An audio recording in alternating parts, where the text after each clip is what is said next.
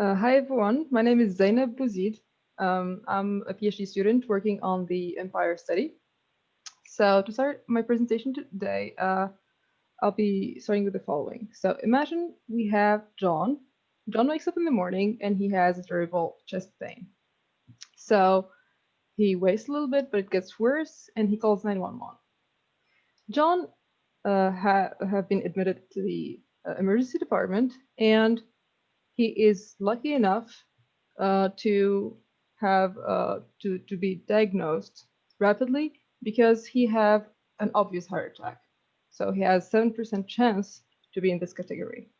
But John can be having a masked heart attack, which represents 2/3 of actual heart attacks, or can be just healthy. So in both situations, he will undergo 6 to 24 hours of blood tests and other procedures to actually be sure of his situation and provide a final diagnosis. If he's in the first category, which is the masked heart attack, actually John is facing some life-threatening situation, because as time goes, he may actually die. Or if he's in the second category, John will be admitted, and the hospital may lose a lot of money for his admissions for long hours, while it's like not needed because he actually is healthy. So with our technology, John will come to the ED. He will get diagnosed in just 30 minutes instead of a lot of hours. And this will increase his chances of survival by 37%. Besides, the hospital will save over $6 billion in wasted diagnostics and hospital admissions. And also, this would improve the satisfaction, which reflects actually the quality of the hospital services. Our technology comes to replace the traditional procedures made nowadays in clinical settings, which are just the reading of the traditional ECG, the blast tests, and the angioplasty, for example.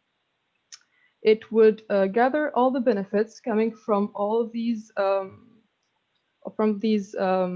procedures blended together. So this technology relies only on the traditional ECG. It extracts novel features and relies on these features to provide a diagnosis using some machine learning algorithms. So we aim to the following scenario to be happening. So the ambulance arrives at John's place. They get the ECG and they transmit it somewhere in the clouds where it gets processed by our algorithms. These processed information will be sent to the clinicians, which would save time and would provide diagnosis even before John comes to the ED. So this would actually revolutionize the way we approach treatment. So we already had like some funding support from different organizations, but we need much more to implement this technology. For the moment, we've been only focused on the actual research and development of the technology. So all our resources have been spent, and we were not focused on like commercialization, but we aim to get almost 10% profit from each ECG. And ECG is very like we have millions of ECGs taken every year. Well, I just wanted to pinpoint the market size, but just like cut short and go to present the team, and would thank you for your attention. My question is around the product. It wasn't 100% clear. Do people still use the EKG and you're helping with the analysis and charging for that? Yes, that's right. So tell me about, this is an additional cost in addition to the EKG. Is that how is it per EKG you're going to charge them? Tell me a little bit about the business model. Yeah, so this, what our technology does is first, like we have two steps. The first step is the pre-processing of the ECG. So we extract some features from the ECG. And the second step is to actually provide a diagnosis with some machine learning algorithm that will say, yes, yes, heart attack, no. Okay. So this would be actually added to the actual ECG. So currently ECGs already provide an interpretation. So you'll find some interpretation on the ECG, but they only provide interpretations usually for those obvious STEMIs that can be like easily diagnosed. They're only based on one segment, which is called an ST segment on an ECG, and they don't like really, they're not exhaustive.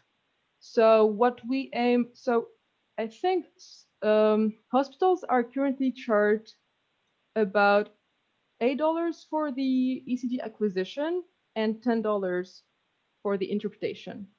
And if we just like provide an add-on on that, it will be like a few dollars. But the ECG is the procedure that is like the most frequent one in the emergency departments. So we have like millions of ECGs yearly and like even every day. And this would like result in a great profit, like to be estimated, because we were not yet in the step of precisely getting the numbers. So you're hoping this is something that can be reimbursed by insurance and that hospitals will do it. Yeah. Exactly. Even though it's an additional cost. Thank you. Mm-hmm. Hi there. I had the same exact question as Alana, so I'm going to go ahead and use my minute to let you do your marketing slide, sorry, your market share slide. Oh, thank you. Yeah, that would be great. So what I was gonna say in the markets. Oh, sorry. We actually have a few competitors, but they're actually focused on the analysis of the ECG and its interpretation. And those ones, for example, are focused rather on the transmission of the ECG for better communication, maybe between the different parties, like healthcare providers, etc. But our like the uniqueness of our solution is that it actually diagnoses those masked heart attacks that none of the other techniques focus on or like try to reveal. The estimated worth of the market size is $5.4 billion with an CAGR of 9.7%, which is very promising. Thank you. Very nice presentation. Question for you: what is your pathway to FDA approval? If you need it, what would you need? And to being a CPT code. So we were planning on this. I mean, for the moment, we did not start yet this procedure. But so our technology is already patented. We have already a patent for that, but it definitely would need the FDA approval. We did not like discuss the details for that, but it would be really important to go through those details because it would be, so the impact of this technology will be really important. And like sometimes like it's dangerous, right? If it provides like wrong estimations or wrong information. There was some research about humans and machine collaboration, some recent paper that I read recently, and we may like think of that. So we provide a diagnosis, but it's maybe like not, we won't say to the clinician, just like take this diagnosis. We need like some sort of collaboration between both parties. So are you planning clinical trials at some point? Yeah, but so for the moment, we're at the stage of, we already had some published work about the actual algorithms that would diagnose the heart attacks. So what we call acute coronary syndrome. It was recently published in nature communications. And we also studied the importance of certain features, but we did not like yet start like clinical trials because we need some infrastructure. So I think you noticed I was talking about the cloud. So we have the algorithm that needs to be optimized, of course, with more information, like more data, etc. We're getting more data to fine tune the algorithms, and also we need to prepare all that infrastructure, and we cannot exactly tell when this would happen because that needs a lot of like software resources, and we are in that stage of the study. We're gonna start it soon. Hi, maybe you can help me with something. Is it ECG or EKG? I've heard both.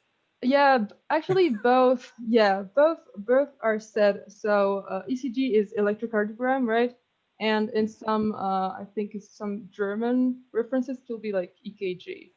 To differentiate it from the EEG, which is electroencephalogram. So when you hear like ECG and EEG, it sounds the same, while EKG makes kind of some difference. Okay, now the real question. Do you plan on doing this yourself or partnering with some device company along the way? For the moment, we're planning on doing this ourselves. When it would come, so I'm doing all this machine learning analysis and algorithm development. We would definitely like also at some point go to like some deep learning, etc. But when it comes to the infrastructure, some of we would definitely need. I mean, I'm not experienced in that, so we are planning on adding another person in the team or partnering. I do believe we tend to rather recruit someone who'd like be experimented in this part of the project.